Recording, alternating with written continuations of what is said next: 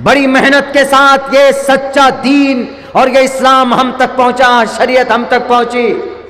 आज दीन के ठेकेदार कहते हो अपने आप को, दीन के नाम पर लोगों को बांटते हो, दीन के नाम पर कौम को लड़ाते हो। यह सब बंद करने की जरूरत है।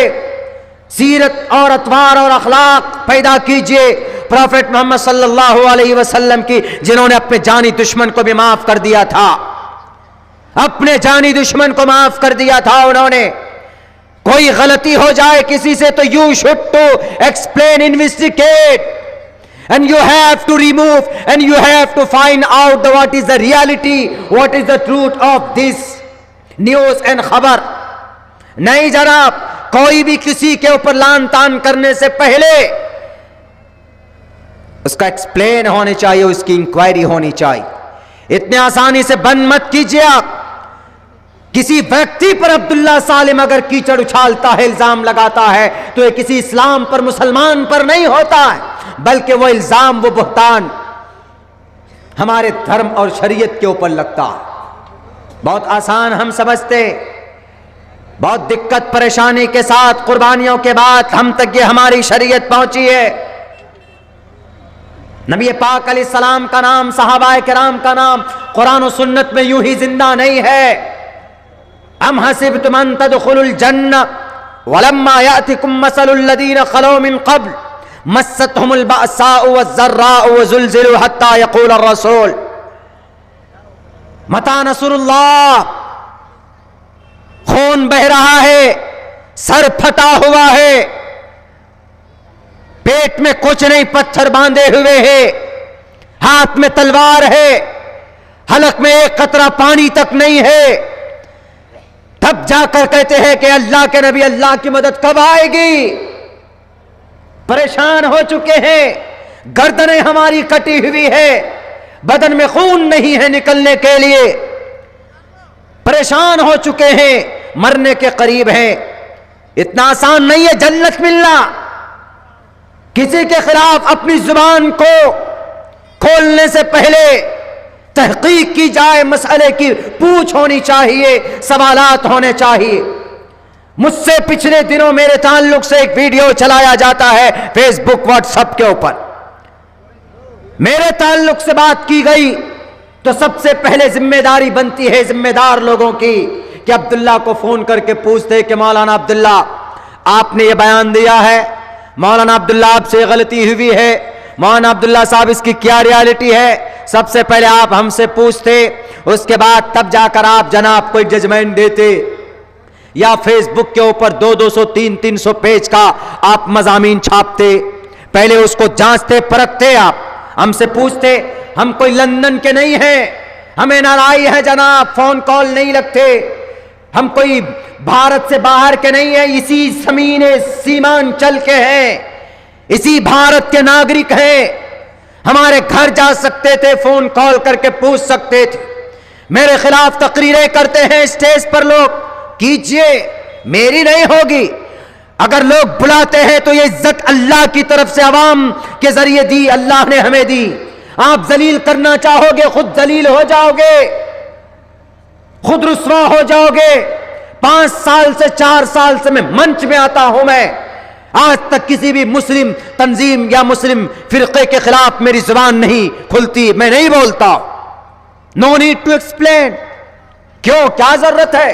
कौम तो पहले से लुटी पड़ी है, कौम तो पहले से गैंग में बटी हुई है।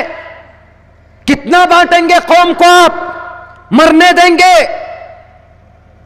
17 से लेकर 19 दिसंबर को हरिद्वार के अंदर धर्म संसद ऑर्गेनाइज किया गया प्रमोद प्रपोदानंद जी के जरिए से। क्या कहा गया उसमें? शस्त्र में विजयते, सत्य में विजयते नहीं, सच्चाई की जीत होती, ये नहीं कहा गया। इसको बदल दिया, शस्त्र में विजयते, शस्त्र हथियार में विजयते, बंदूक में विजयते, तलवार में विजयते, भाला में विजयते, शस्त्र में विजयते का ये मतलब। ये तैयारी कर रहे हैं आपको काटने की, और आप स्टेज पर बैठकर आराम से मौलाना अब्दुल्ला ऐसे, मौलाना फला ऐसे, मौलाना तो ये कर दिया, मौलाना तो आग लगा दिया। अरे मौलाना ने आग लगाई कि नहीं लगाई, पहले you have to investigate, you have to inform that, you have to know. आपकी जिम्मेदारी बनती है, हमारी जिम्मेदारी बनती है। ब्रदर ऐसी ऐसी बात है, क्या सही है? अगर मैं कहता कि हाँ सही है तो तब आप जाकर कोई जजमेंट लेते।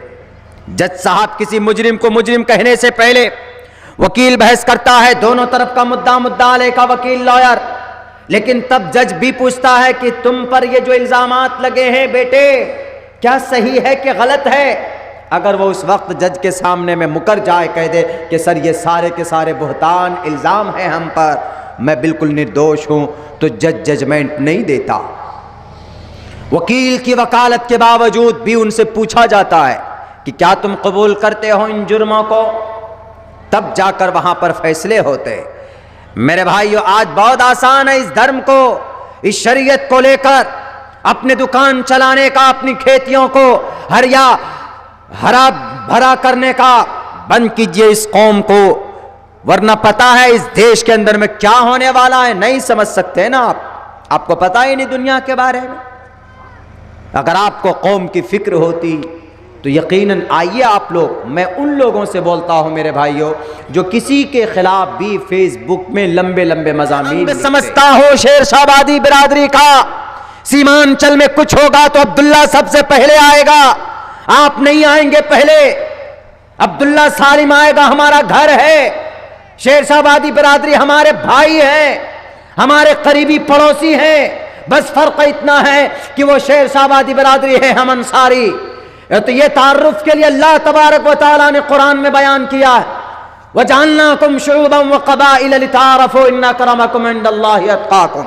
हमने शेरशाहबादी बिरादरी बनाए, हमने अंसारी बनाया, हमने सैयद बनाया, ताकि तुम पहचान सको कि कहां पर कौन सी बिरादरी के लोग बसते।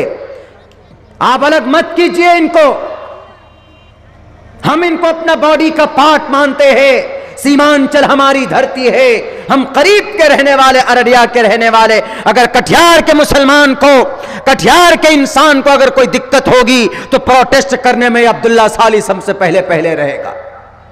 आप तहकीक कीजिए तब जाकर के कोई बात कहिए।